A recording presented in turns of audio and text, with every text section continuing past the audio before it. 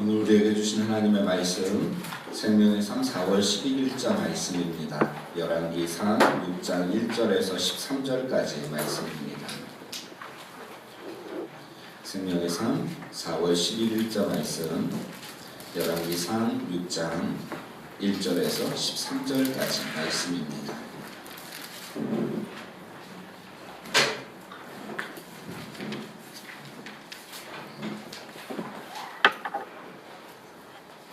저와 여러분이 한 절씩 교독하시겠습니다.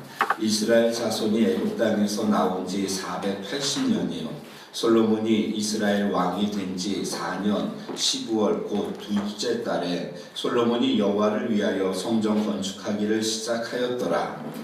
솔로몬 왕이 여호와를 위하여 건축한 성전은 길이가 60규빗이요 너비가 20규빗이요 높이가 30규빗이며 성전의 성소와 주량의 길이는 성전의 너비와 같이 20규빗이요 그 너비는 성전 앞에서부터 10규빗이며 성전을 위하여 창틀이 있는 왕이 창문을 내고 또 성전의 벽 곧 성소와 지성소의 벽에 연접하여 돌아가며 다락들을 건축하되 다락마다 돌아가며 골방들을 만들었으니 한 다락의 너비는 5규빗이요 춤춘 다락의 너비는 6규빗이요 셋째 다락의 너비는 7규빗이라 성전의 벽 바깥으로 돌아가며 턱을 대어 골방들로 성전의 벽에 닿지 아니하게 하였으며 이 성전은 건축할 때에 돌을 그 뜨는 곳에서 다듬고 가져다가 건축하였으므로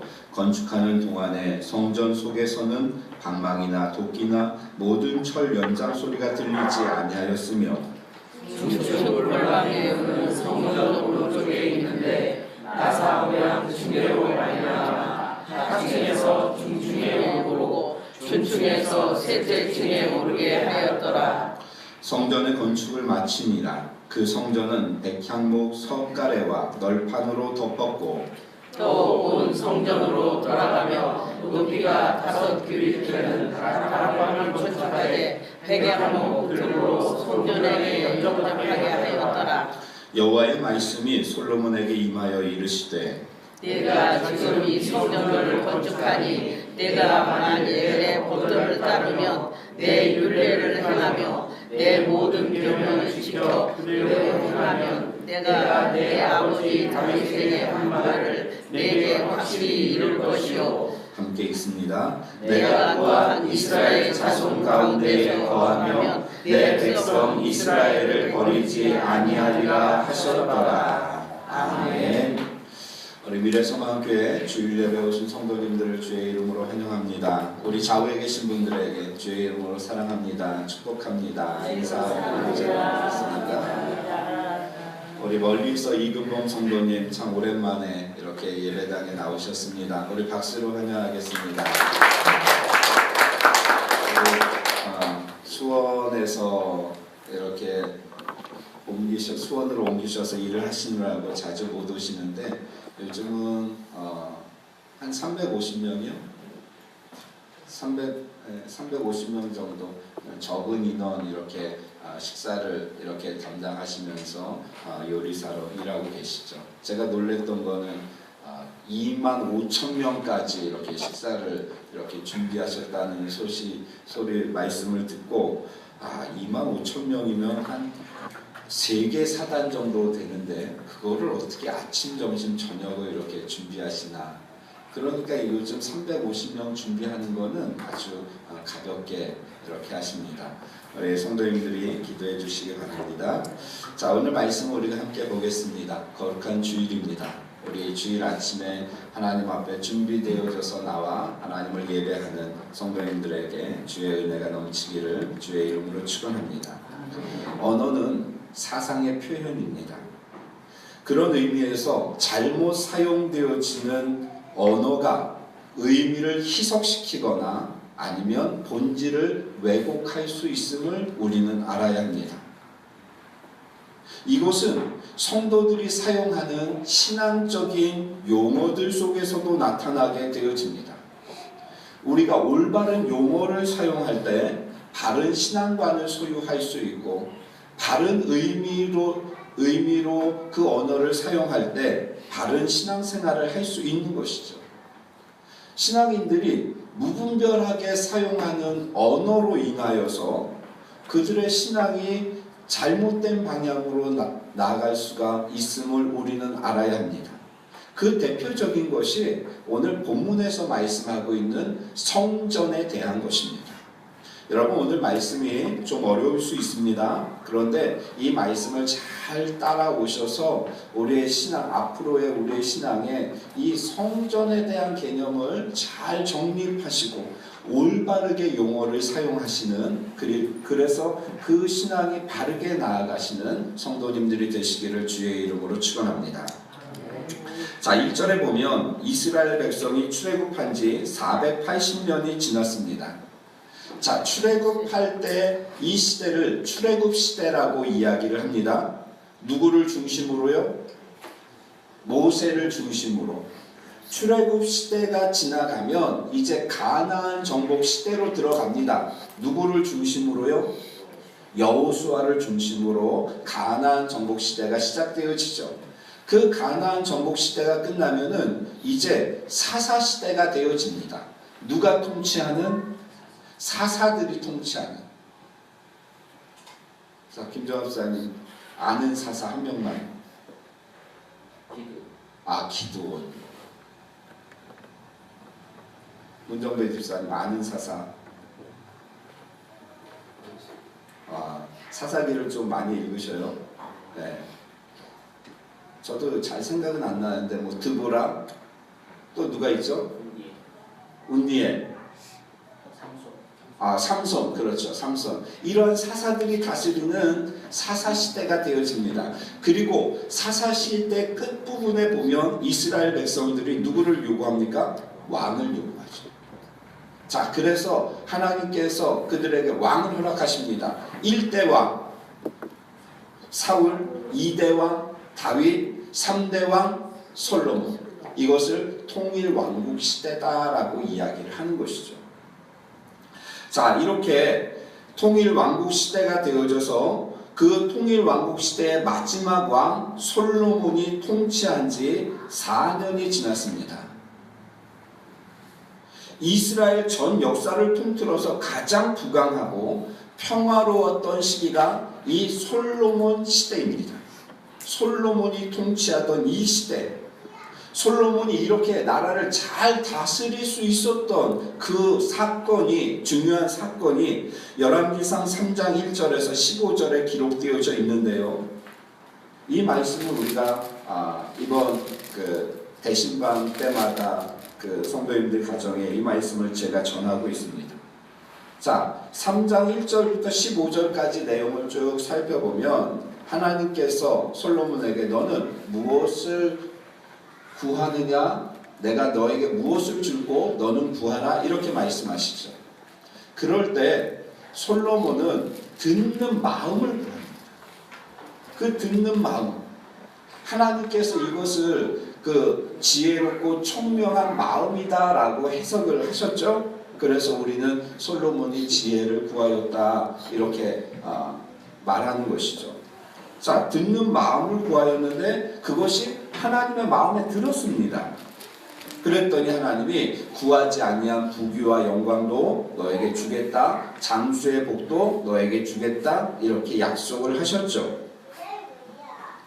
그것이 이제 13절 말씀인데, 여러분, 우리의 신앙이 13절부터 위로 거슬러 올라간다면 이것을 기복신앙이라고 이야기합니다. 부귀와 영광을 받기 위해서 하나님 앞에 구하고 그리고 그것을 얻기 위하여서 하나님 앞에 드리는 신앙, 이것이 기복신앙이라고 이야기합니다. 그런데 우리의 신앙은 어디서부터 출발해야 하느냐? 3절에서부터 출발되어져야 합니다. 우리 성경을 한번 볼까요? 열왕기상 3장 3절 말씀입니다.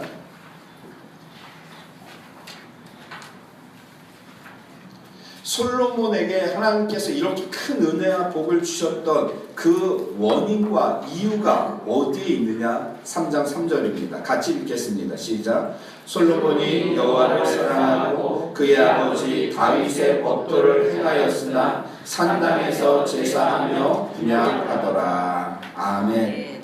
이것이죠. 그 다음에 그는 1,000번제를 하나님 앞에 드립니다. 1,000번제를 드리는 그 사건보다 더 중요한 사건은 3절에 있는 것입니다. 1,000마리의 소를 한꺼번에 번제로 하나님 앞에 드리는 그 사건보다 더 근본적이고 더 원인적인 것은 무엇이었냐면 여호와를 사랑하는 마음이었습니다. 그 여호와를 사랑하는 마음으로 하나님의 명령을 지키고 그리고 그 마음으로 하나님 앞에 1,000번제를 드린 것이죠. 여러분 신앙의 원리를 잘 파악하셔야 합니다.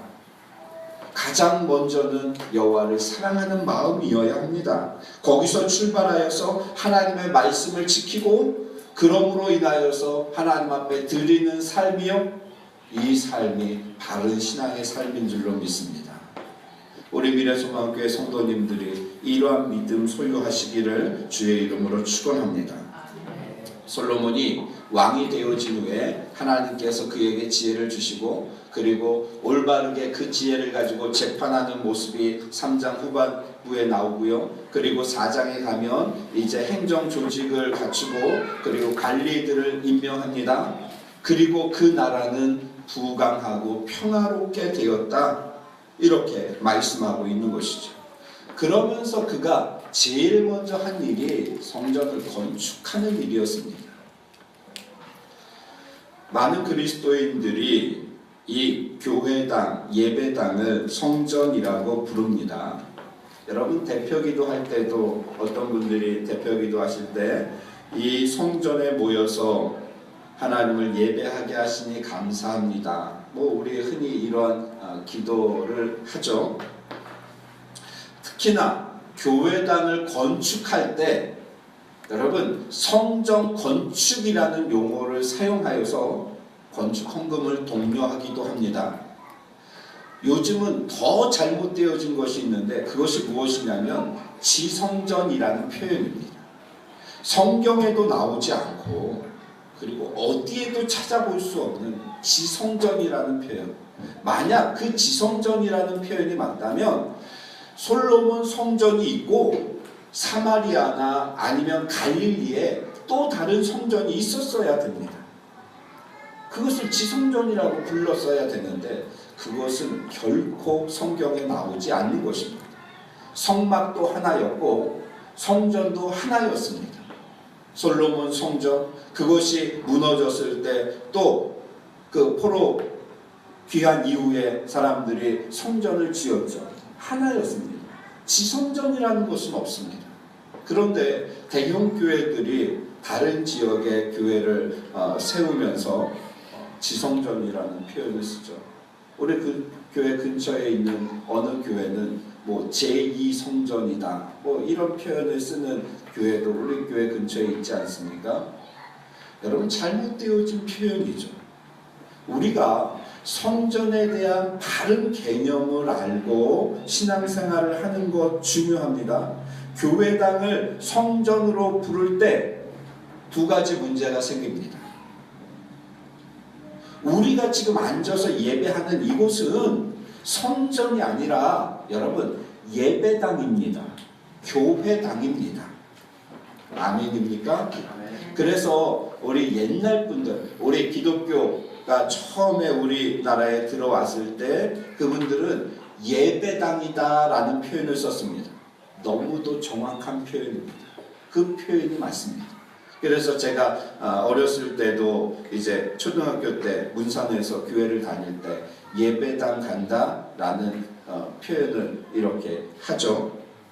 자, 두 가지 문제가 생깁니다. 첫째는 하나님의 임재하심과 하나님의 역사하심이 특정한 장소인 이곳에서 더 많이 일어난다라고 생각할 수 있다는 겁니다.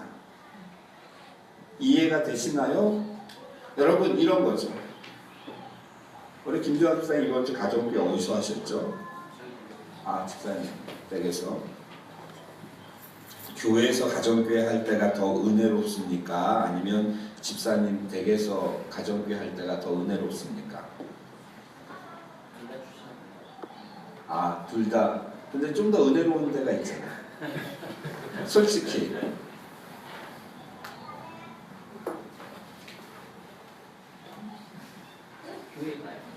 교회가 좀 더 은혜롭습니까? 교회가 좀 더 은혜롭다는 의미를 우리가 들을 때 당연하지. 여기는 성전인데 하나님이 이곳에 임재하시는데 당연히 교회가 여기는 예배하는 장소요, 찬양하는 장소요, 기도를 많이 하는 장소이기 때문에 은혜로운데 저 집사님 댁에 가면 뭐 그러지는 않겠지만 맨날 싸우고 뭐 지지고 볶고 애들은 컴퓨터만 하고 도대체 영적인 것은 찾아볼 수가 없고 그러다 한번 예배 드리려니까 하나님이 거기에 잘 못 찾아오시고 막 이런 의미에서의 은혜가 아니라는 것이죠. 여기는 환경과 여건이 잘 갖춰져 있고 그리고 우리가 익숙하게 항상 하나님을 예배하던 곳이기 때문에 이곳에서의 예배가 좀 더 은혜로울 수 있고 아니면 가정에서의 예배가 더 은혜로울 수 있을 수 있습니다. 그런데 그것을 생각할 때 문제는 이곳은 하나님이 거하시는 곳이기 때문에 이곳에서 예배를 드리면 더 은혜롭다라고 생각하는 것. 이것이 잘못된 사상이라는 겁니다. 집에서 하면 나는 더 엄숙해요. 왜 그러냐면 준비하고 또 딸기 하나라도 정성껏 이런 마음 우리 집에서 하니까 먼지라도 더 닦고 이런 거를 다 준비하니까 나는 집에서 하면은 더 그렇죠. 준비되어 권사님 말씀하신 거 이제 가정에서 예배드리기 전에 준비되어진 그것을 말씀을 하시는 것이죠. 자, 금요 기도회에 그렇다면 여러분 굳이 새벽 기도에 나올 필요가 있느냐 하는 겁니다. 굳이 금요 기도에 나올 필요가 있느냐 하는 것이죠. 여기서 예배드리면 하나님이 더 많이 받으시고 가정에서 예배드리면 덜 받으시고 이것이 아니라면 왜 우리가 굳이 새벽에 나와 기도하고 굳이 금요 기도에 나와 예배해야 하느냐 하는 것이죠. 저는 우리 금요 기도회 참 좋습니다. 그리고 더 좋은 날은 언제냐면 우리 문정배 집사님 나오셔서 기도하실 때입니다. 기도에 영성이 있으십니다. 기도에 불이 붙습니다. 사실 물론 가정에서도 그렇게 기도하시죠? 또 가정에서는 그럼 직장에서 교회 오면은 그렇게 되어집니다. 교회 오면은 그렇게 되어집니다. 왜 우리가 교회 와서 기도해야 하는가? 왜 교회 오면 또 그렇게 되어지는가? 모였기 때문에 그렇습니다. 이곳에서만 특별한 하나님의 임재가 있는 곳, 가정에서는 그렇지 않은 곳, 직장에서는 더 그렇지 않은 곳, 그것이 아니라 우리가 모였기 때문에 두세 사람이 내 이름으로 모인 곳에 내가 너희와 함께 하리라 말씀하신 그 하나님의 말씀이 이루어지는 것입니다. 그래서 우리가 모이는 것이죠. 그래서 모이기에 힘쓰는 것입니다. 이곳에서만 하나님의 임재하심이 커서가 아니라 우리가 함께 모이기 때문에 이곳이 하나님의 은혜를 풍성하게 누릴 수 있는, 경험할 수 있는 곳이라는 겁니다. 또 하나의 문제가 이런 겁니다. 제가 중학교 때나 고등학교 때 부흥회를 하다 보면 부흥회 강사 목사님이 그런 말씀을 하십니다. 이 감대산 위에는 여성도님들은 올라오시면 안 됩니다. 여성도님들 올라오시면 큰일 나고 그런데 60세 이상 되신 분들은 또 올라오셔도 됩니다. 제가 그런 부흥회 강사 목사님들 말씀을 이렇게 들었습니다. 그때 제가 분석을 했습니다. 왜 그럴까? 왜 60세 이상은 올라가도 될까? 왜 그럴 것 같으세요?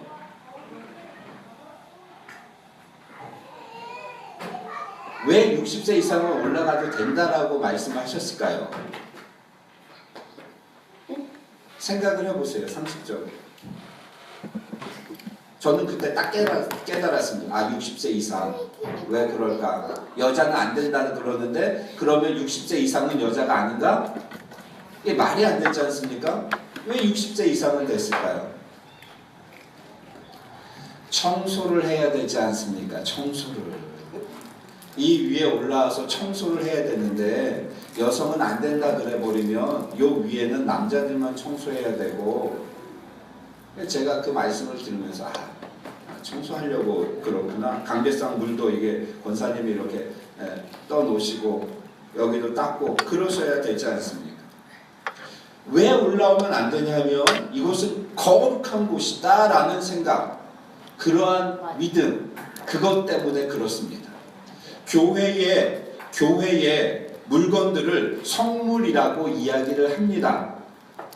그 성막 안에는 실제로 성물이 있었습니다. 성물은 거룩한 것이었습니다. 그래서 여러분 그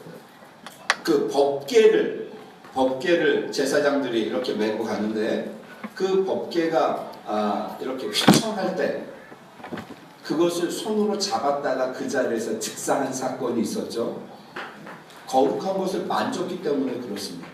하나님이 만지지 말라고 한 거룩한 것을. 자, 그러면 오늘날 교회 안에 있는 이 물건들은 성물이냐 하는 것입니다. 여러분, 성물인가요? 아니에요. 예배를 위해서 필요합니다.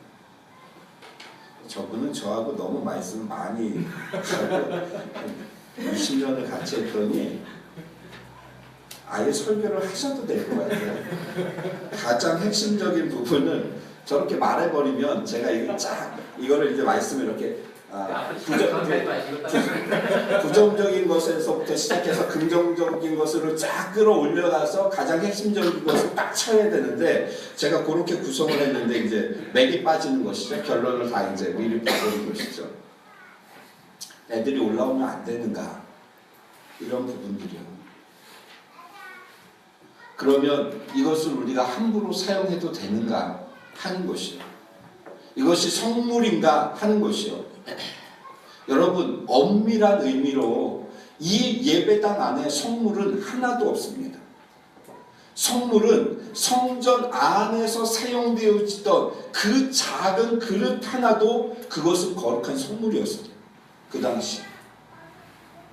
그런데 지금 우리 교회 안에 있는 것은 이것은 성물이라고 표현하기보다는 그냥 교회 안에 사용되어지는 강대상, 의자, 책상 이런 것입니다.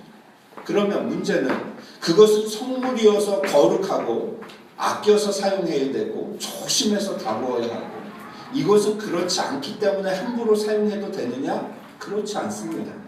우리 김 전사님 말씀하신 대로 그 당시에 제사를 드리기 위하여 거룩하게 구별되었던 그 물건들을 우리가 성물로 여기듯이 우리가 하나님을 예배하기 위하여 사용되어지는 이 강대상이며 이 마이크며 찬양을 위하여 사용되어지는 이 신디며 이러한 것들을 우리가 함부로 대하지 않는 것입니다.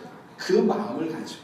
문제는 이것을 신성시 여길 때 그것이 문제가 되어지는, 이게 아주 거룩한 것이고, 이거 하나 잘못해서 우리 권사님 여러 개 깨뜨리셨는데 지금까지 이거 하나 깨뜨리면 내가 하나님의 성물을 깨뜨려서 이게 회개해야 되겠구나, 이런 마음이어서는 안 된다는 것이죠. 다시 사놓으시면 됩니다. 이렇게 예쁜 걸로. 깨졌으면 하나님이 새로 사놓으라는 그러한 뜻이구나 하고 새로 사놓으시면 됩니다. 내가 하나님의 성물을 깨뜨렸는데 이게 어떻게 회개를 해야 되나, 이 마음이 아니라는 것이죠.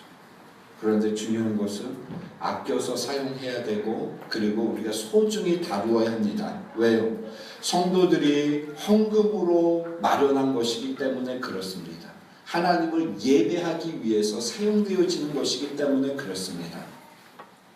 그런데 어른들은 그것을 잘하는데 제가 안타까운 것이 우리 아이들은 이게 너무 함부로 사용하는 것이죠. 그것을 우리가 잘 교육하고 훈련시켜야 될 의무가 있다는 것이죠. 자, 그렇다면 성전의 의미는 무엇이냐 하는 것입니다. 자, 지금부터 우리가 집중하여 들어야 되는데, 성전의 의미, 하나님께서 출애굽한 이스라엘 백성들과 언약을 맺으시고 그리고 율법을 주시고 성막을 건립하고 제사장을 세우라는 제도를 마련해 주셨습니다. 출애굽기에 기록되어져 나오죠. 그런데 그렇게 성막을 건립하도록 하신 목적이 무엇이냐 하는 겁니다. 왜 이 성막이 그 당시에 필요했는가? 솔로몬은 왜 성전을 지었는가? 다윗은 왜 그토록 성전 짓기를 원하였는가 하는 것입니다. 성막의 의미요. 예? 얘기하지 말라 그랬잖아요. 자신의 지식을 자랑하지 말고, 그런 하나님의 임재, 하나님의 임재입니다. 그래서 우리 성경을 한번 찾아볼까요? 출애굽기 25장 22절 말씀. 출애굽기 25장 22절 말씀.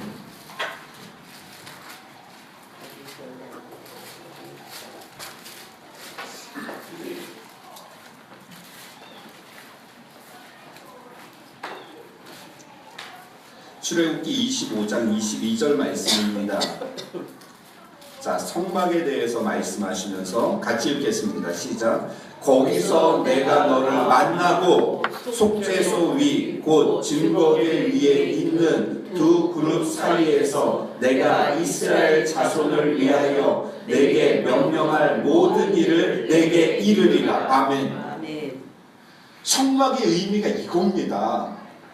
하나님이 거기에서 이스라엘 백성들을 만나주시는 것이고 무엇을 해야 할지를 알려주시는 것입니다. 두 가지 의미요.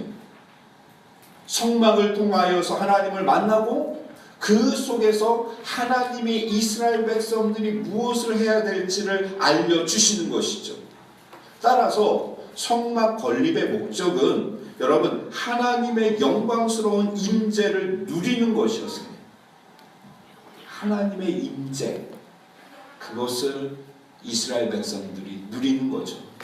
하나님의 임재라는 것은 하나님을 만나는 것을 의미하고 또 하나님을 만남으로 하나님께서 우리에게 하시고자 하는 말씀을 듣는 것입니다.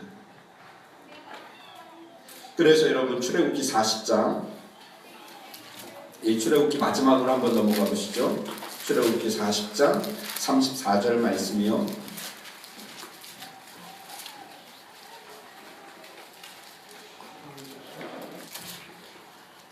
34절부터 38절까지 굉장히 재밌는 말씀이 나오고 있는데 같이 읽겠습니다. 우리 38절까지 같이 한 절씩 교독하겠습니다.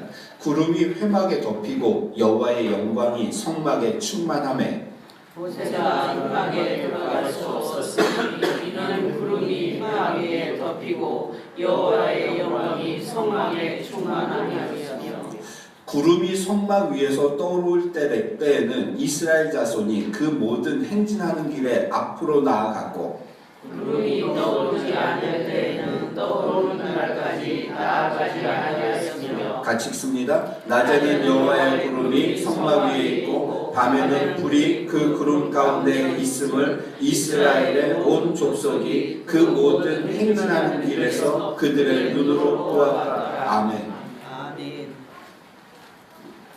성막 이전에도 불기둥과 구름기둥이 있었습니다. 이스라엘 백성들이 출애굽할 때에 홍해 앞에서 그 구름기둥과 불기둥이 이스라엘 백성을 보호하였습니다. 그리고 인도하였습니다.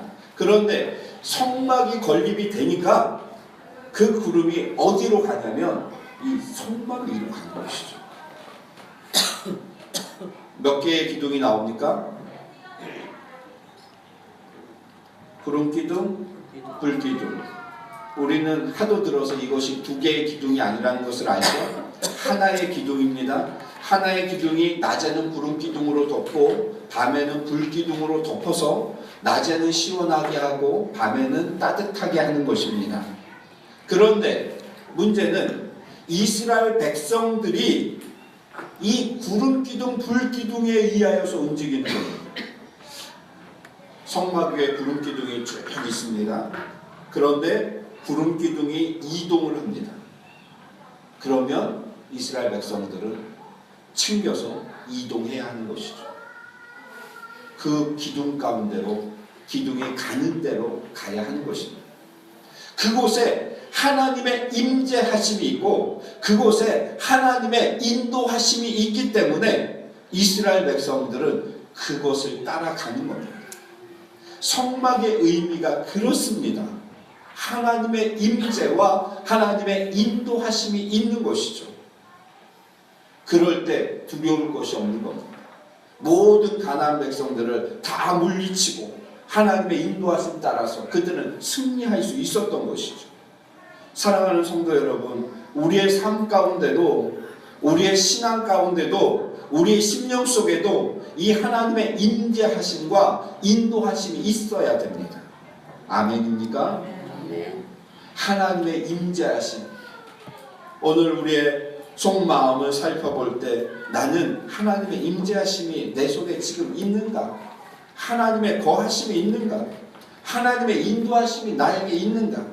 우리 자신을 돌아보아야 하죠. 지난 한 주의 삶을 돌아보면서 하나님의 임재하심과 인도하심 가운데 우리가 살았는가 점검해 보아야 합니다. 자, 그런데 이 성막, 성전의 개념이 신약 시대로 넘어오면서 바뀝니다. 완전히 달라집니다. 하나님의 임재하시는 장소로서의 성전의 중요성이 이제는 사라지게 되어집니다. 왜 그럴까요? 왜 그렇습니까? 마태복음 1장 14절 말씀, 우리 성경을 찾아볼까요? 마태복음 1장 14절 말씀.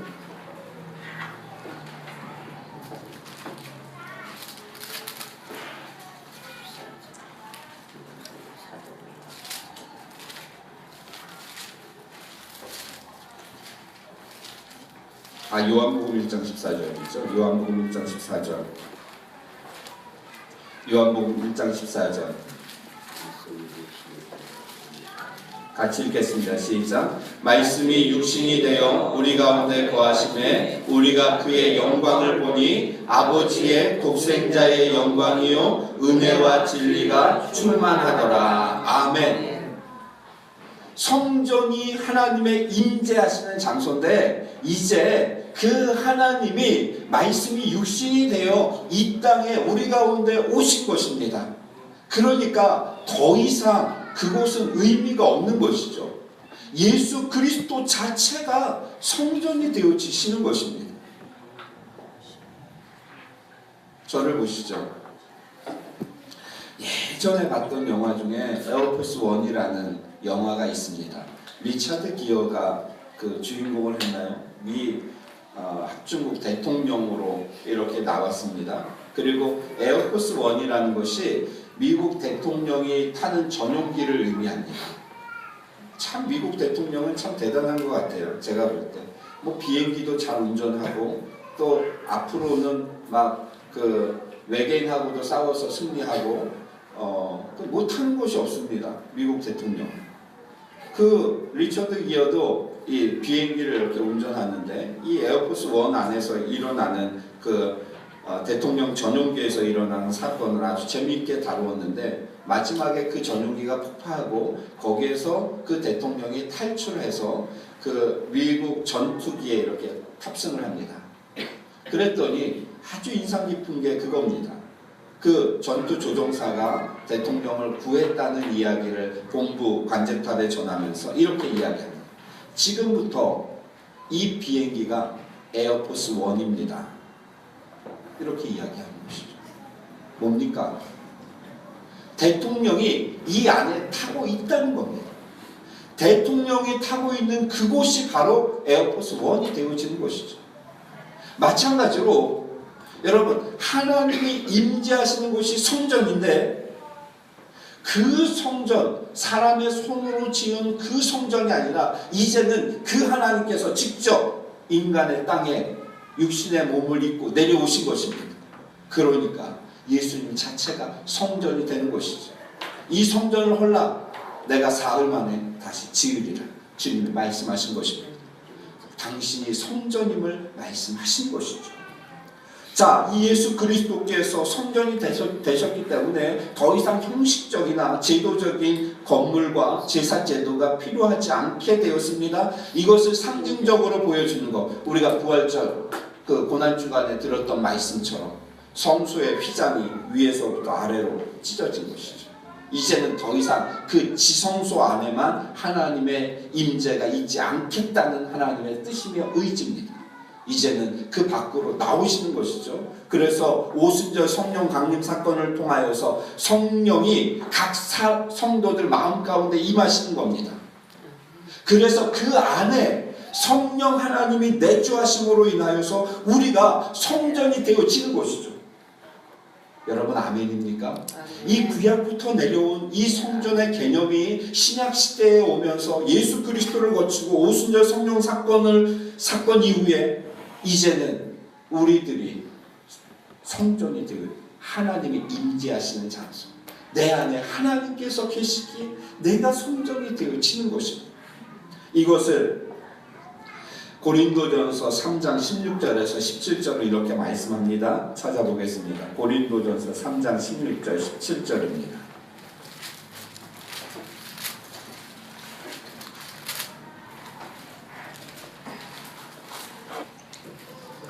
그래서 바울이 이렇게 고린도 교인들에게 편지를 쓰고 있는 것이죠. 16절 17절 같이 읽겠습니다. 시작. 성령 너희는 너희가 하나님의 성전인 것과 하나님의 성령이 너희 안에 계시는 것을 알지 못하느냐. 누구든지 하나님의 성전을 더럽히면 하나님이 그 사람을 멸하시리라. 하나님의 성전은 거룩하니 너희도 그러하니라. 아멘. 여러분 이것이 성전에 대한 개념입니다.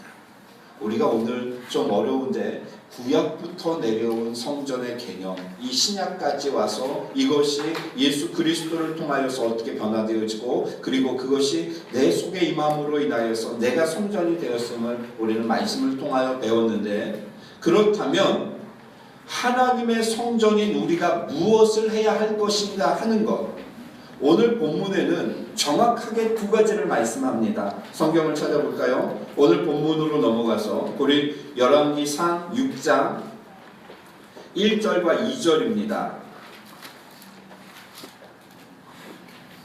성전의 목적, 성전을 건축하는 이유가 무엇인가 하는 것은 성전된 우리가 어떻게 살아야 하는 것을 의미하고 있습니다. 그래서 6장 1절 말씀에 보니까 솔로몬이 여호와를 위하여 성전 건축하기를 시작하였더라 이렇게 말씀하죠. 2절에도 말씀합니다. 솔로몬 왕이 여호와를 위하여 건축한 성전은 이렇게 말씀하죠. 5장으로 가보십시오. 5장 3절.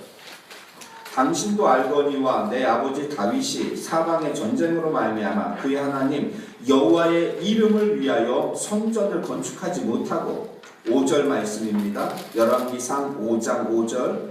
여호와께서 내 아버지 다윗에게 하신 말씀에 내가 너를 이어 내 자리에 오르게 할 내 아들 그가 내 이름을 위하여 성전을 건축하리라 하신 대로 내가 하나님 여호와의 이름을 위하여 성전을 건축하려 하오니,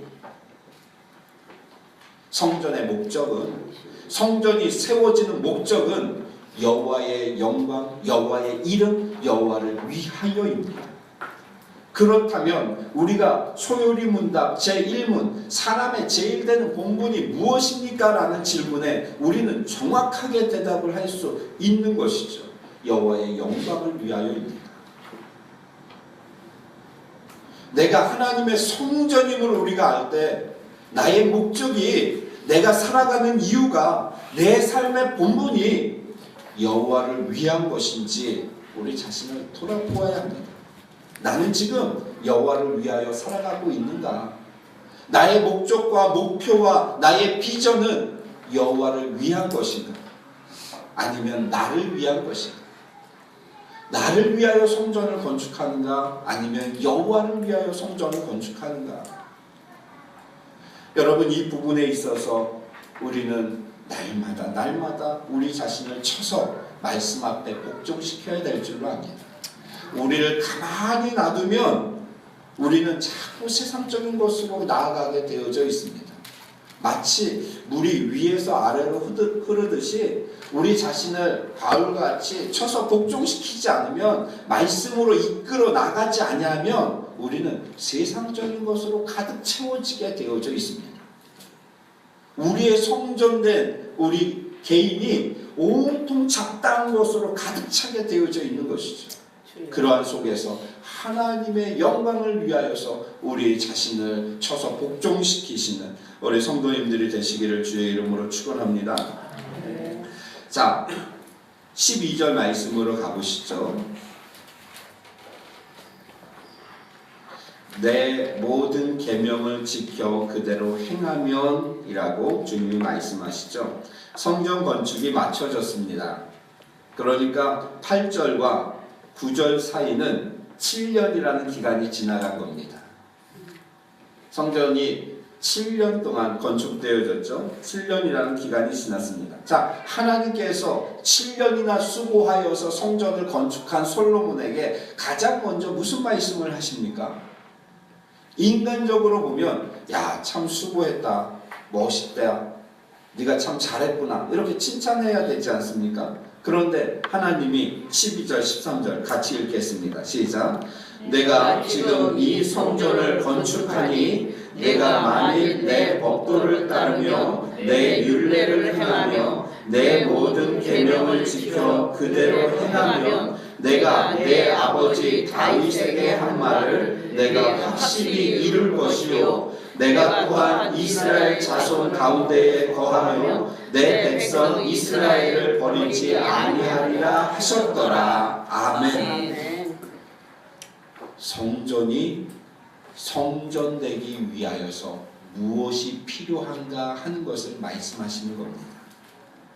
7년 동안 수고하여서 이 아름다운 성전을 건축했는데, 그런데 그 성전이 성전으로서의 기능을 발휘하기 위해서 무엇이 필요한가 하는 것을 말씀하는 것이죠.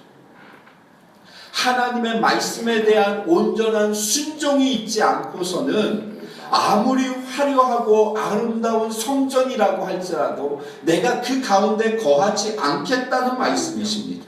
그래서 13절 말씀에 그렇게 온전히 순종하며 그 계명을 그대로 행하면 내가 또한 이스라엘 자손 가운데 거하며 임재를 말씀합니다. 내 백성 이스라엘을 버리지 아니하리라 인도하심을 말씀합니다. 화려한 성전이 중요한 것이 아니다. 얼마나 오랫동안 지었는가 하는 것이 중요한 것이 아니다.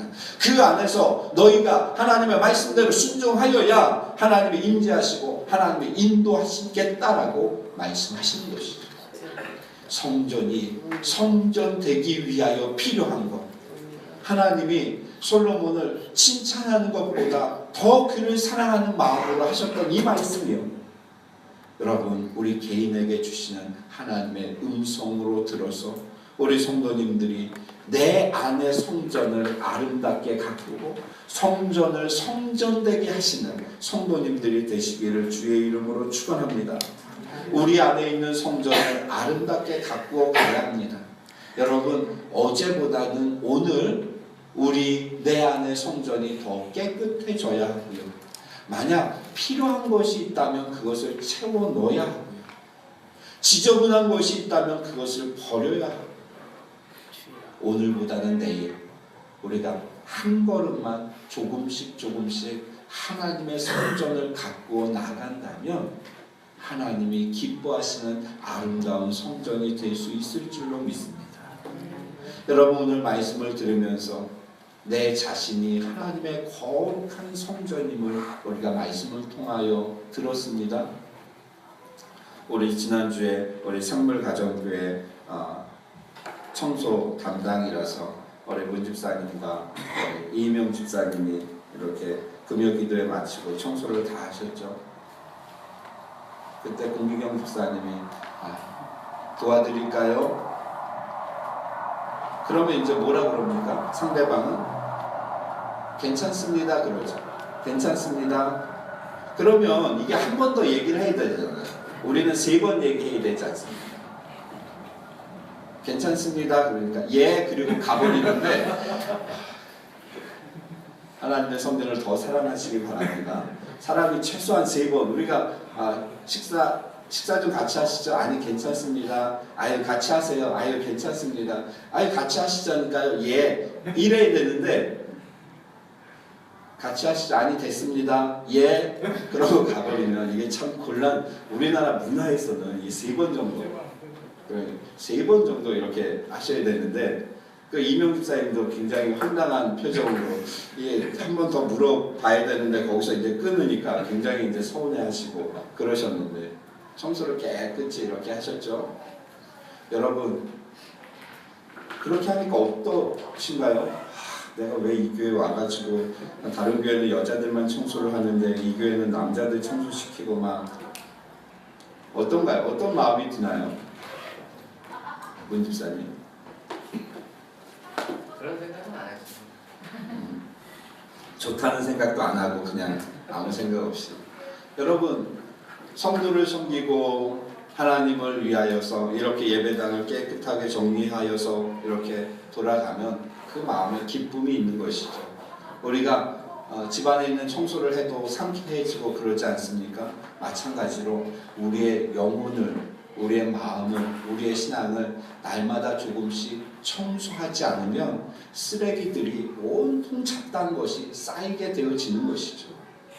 우리의 거룩한 성전을 거룩하게 깨끗하게 아름답게 우리가 조금씩 어제보다는 오늘, 오늘보다는 내일 우리가 조금씩 하나하나 해나갈 때 하나님이 기뻐하시는 거룩한 성전이 되어질 줄로 믿습니다. 그리고 성도님들을 통하여서 하나님께서 예배 받으시고 영광 받으시는 우리 미래소망교회 성도님들 되시기를 주의 이름으로 축원합니다.